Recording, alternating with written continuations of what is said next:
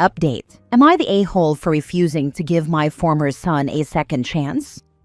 Original post. I, 48 male, found out my ex, 49 female, had cheated on me and that, of the 2 children she had given birth to, now 23 female and 21 male, only the girl was mine. I filed for divorce, and my ex tried for reconciliation, but I couldn't live with so much doubt. Once we got to court, it was like a switch had flipped, and she tried to keep me from the children. It didn't work though, as I had really good lawyers. In spite of everything, I was willing to still be a father to my son Noah, but my ex can be very manipulative. She told Noah about his real dad and even introduced them. Since then, I became the strict fake dad, while he was cool real dad.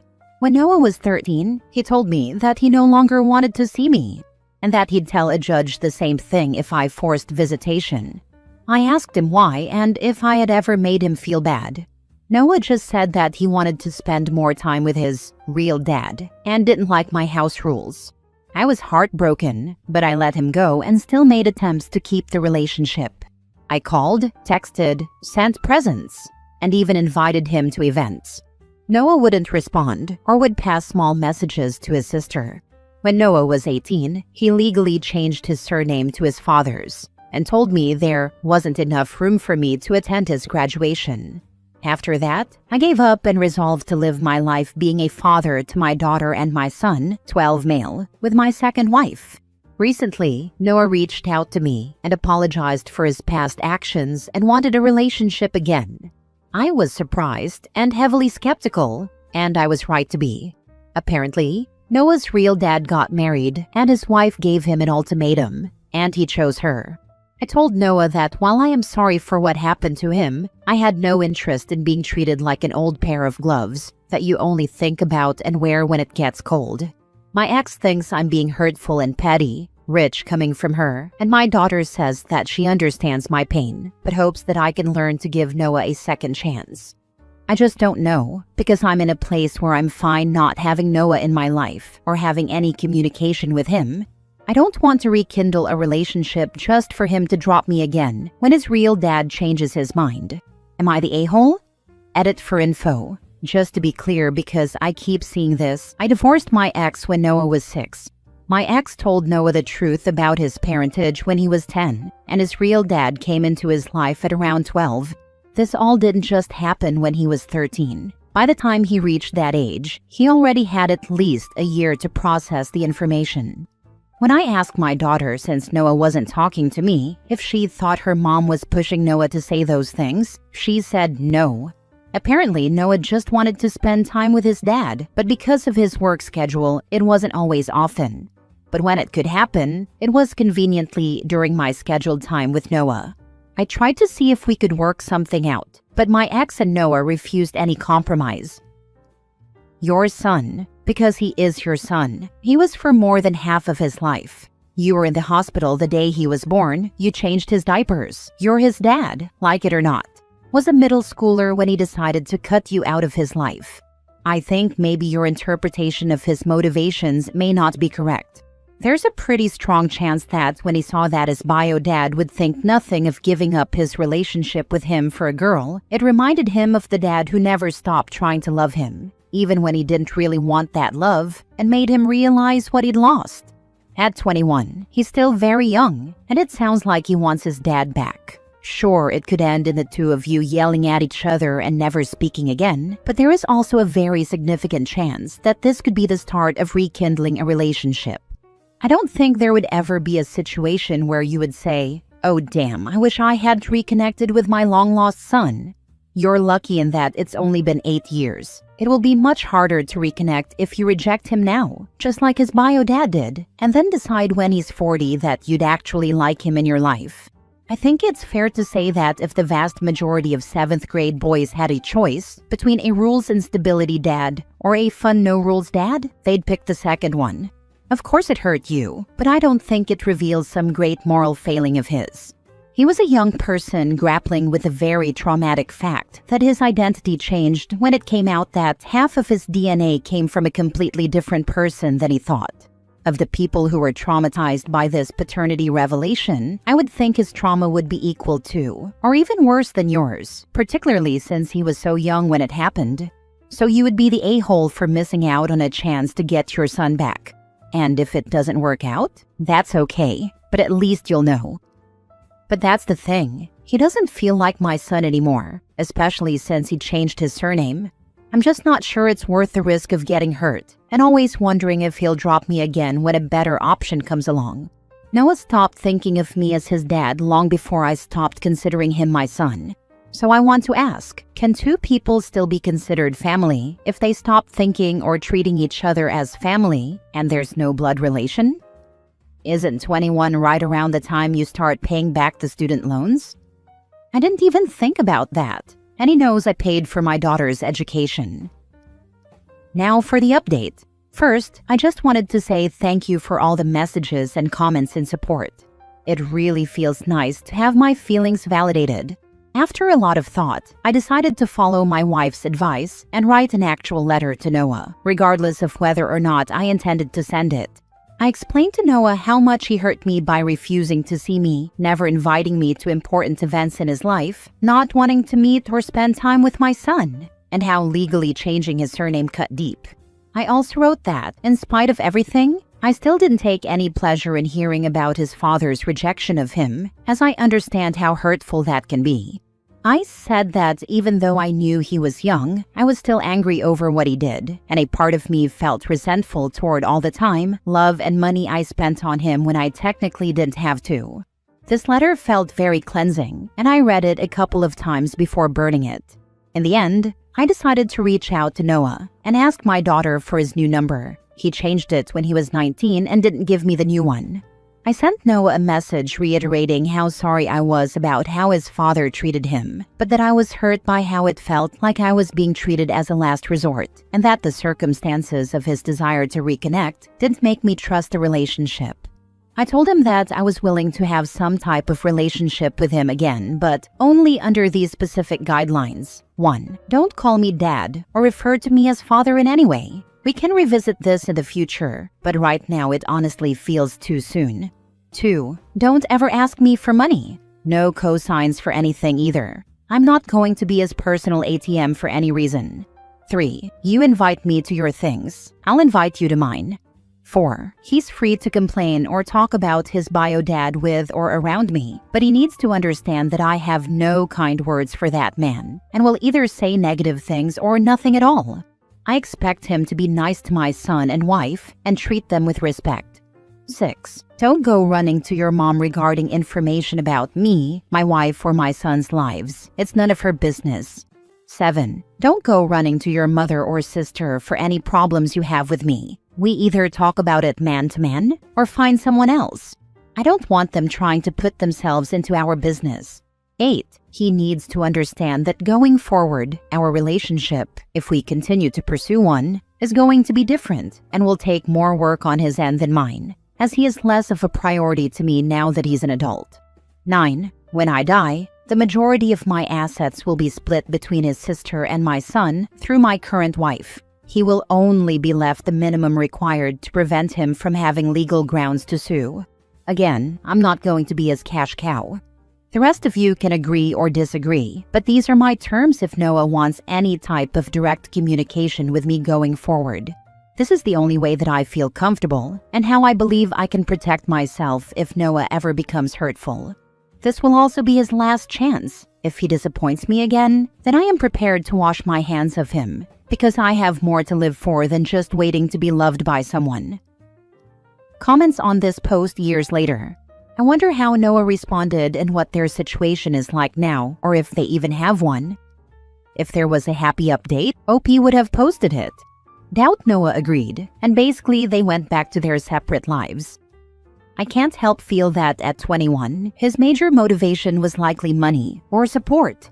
If he were older and had had a kid of his own and realized the enormity of the rejections to his original father, I could see him having genuine regrets and genuinely wanting to reconnect. But right now, it's literally just a response to his deadbeat bio father ditching him effectively for a second time.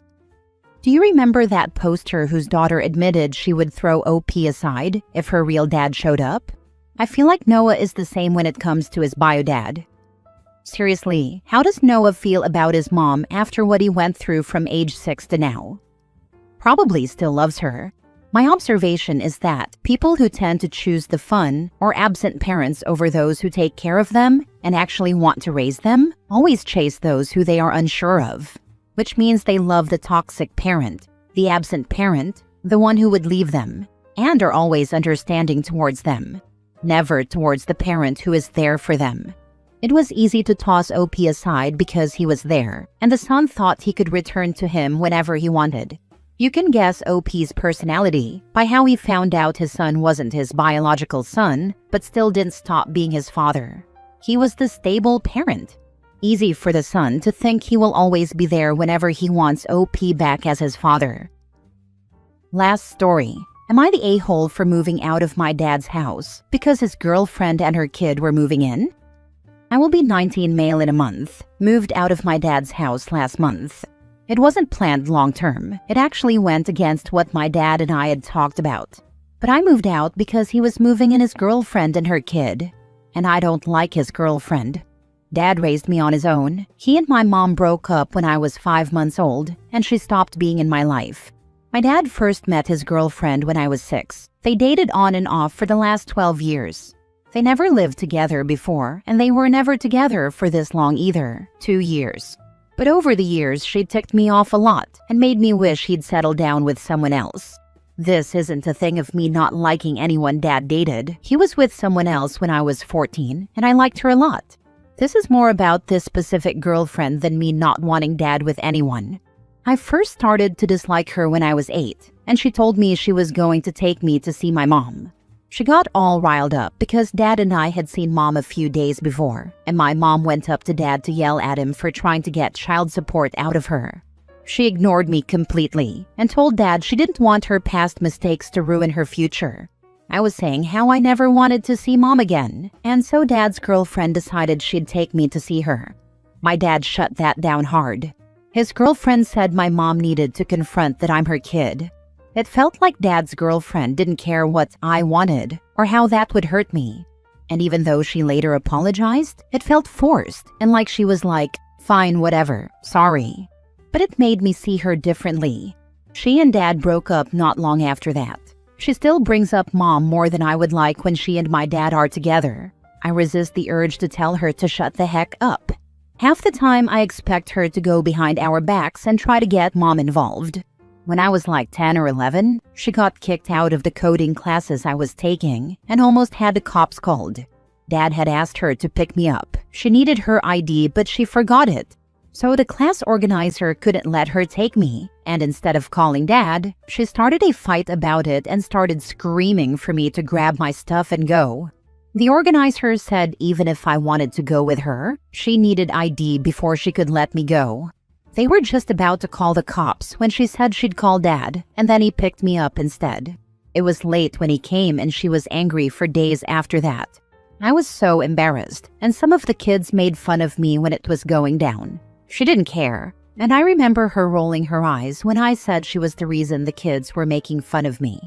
Another thing that has really ticked me off about her, and this is a reoccurring issue, is when she sees me on the phone and snaps her fingers in my face. This would happen when I was on the phone when she came over. I was normally talking to family. Either my great-grandma who was in a nursing home, she died 8 months ago, or out-of-state family. She expected me to end any call and pay attention to her when she came over. She didn't like that I'd be busy talking to family. If Dad was there, he'd say to leave me be, but she did it so many times. She'd even come and track me down in my bedroom and start snapping her fingers in my face. There's other stuff that has built up over time, and most of it is more like petty stuff, but I really don't like her anymore. The last time my dad and her broke up, she got pregnant with another guy's kid. When her and Dad got back together, they decided to try and make it work. I was hoping they wouldn't. I know that might sound bad, but I'd take so many other people over her. But Dad loves her, and when he told me they were moving in last month, I told him I'd find somewhere else to live. Dad told me I didn't have to, and in the 2 days it took me to figure something out, he tried to stop me. He told me I didn't need to, and I wasn't going to be kicked out. They were just coming to live with us. I told him I couldn't live with his girlfriend, and I wasn't going to force myself to. I told him I wasn't stopping him from moving them in, but I was moving myself out before that happened. Things between me and Dad have been tense since I moved out. His girlfriend's offended that I moved out because they were moving in, and she tried to give me a piece of her mind or whatever. I ignored her. She told me I better be there nearly every day to make up for it. But I haven't been to Dad's house once. I made plans to do stuff with him, but any family dinner invites, I don't accept. Dad told me it was extreme to move out, when I had always planned to stay at least another 2 years. I told him I could not accept her being a part of my household, and it was better I moved out when I did than disrespecting her like I knew I would. His girlfriend accused me of trying to break them up and ruin their relationship. She even called me moving out a stunt. I ended up blocking her number, but I hear her when Dad calls. She's apparently going to blame me if her kids' feelings get hurt in all of this. Am I the a-hole? Now for the top comments. Not the a-hole. You sound like a very intelligent young man. You know your feelings and boundaries. You also know yourself well enough to know there will not be respect given when it's not being received. Good for you. You're doing the right thing. Yeah, not the a-hole at all. He didn't ask his dad to choose. He just made his own boundary clear and removed himself from a situation that would have made his miserable. That's mature, not a stunt. Sounds like she's been crossing lines for years. Not the a-hole, but curiosity. Was she also expecting you to help out with the kid and that's why she wanted you there every day? Also, if the kid is hurt by this, that's her fault for telling him. OP moved out because that's what grown-ups do. Is a perfectly fine explanation. So if she says it's because of the kid when it's because of her, geez. She never said anything about me helping with the kid. It was more like I better be there to give them attention, and so my dad isn't upset. The snapping in your face thing? Oh hell no. That'd piss me off too. That's crazy rude. That's one of many other issues here, but it caught my attention because wow. I think almost no one could be an a-hole for moving out of their parents' house. That's a life milestone generally done, because it's what's needed for independence, not something that's wrong or bad or malicious. My only concern would be if it was feasible for you, but it seems like you managed it. But no, not the a-hole in any way.